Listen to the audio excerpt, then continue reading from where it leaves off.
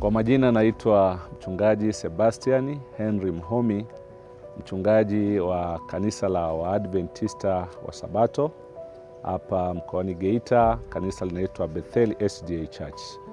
Ninamshukuru Mungu sana kwa ajili ya siku ya leo ambapo tumetembelea jeshi la zimamoto na uokoaji, kuwapongeza kwa kazi kubwa ambayo wanaifanya, kwani jamii inayotuzunguka kumekuwa na matukio hayo mengi sana.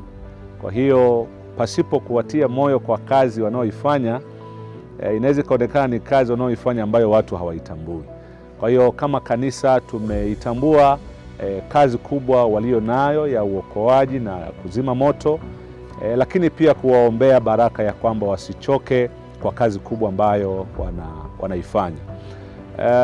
Ushauri wangu au wito wangu kwa jamii, matukio haya yamekuwa ni mengi na wakati mwingine yanatokea tukiwa hatujui tufanye nini, lakini kwa sababu jeshi la zimamoto na uokoaji lipo na unaweza kuwapata kwa kuwapigia namba yao ya 114 kueleza mahali ambapo ulipo kwa ajili ya kupata msaada zaidi.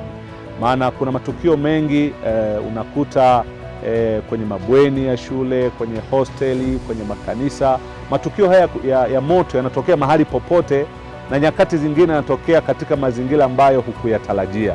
Hivyo mimi mchungaji pamoja na wenzangu tuliokuja nao kuwatia moyo, lakini pia kutoa wito kwa jamii ya kwamba matukio haya yanapotokea ni vizuri kutoa taarifa mapema ili tukio hilo la uokoaji liweze kutendeka kwa wakati mzuri. Lakini kumekuwa na changamoto ya watu kudanganya, yaani hajaunguliwa ila anasema nimeunguliwa kujua kama nambi inafanya kazi.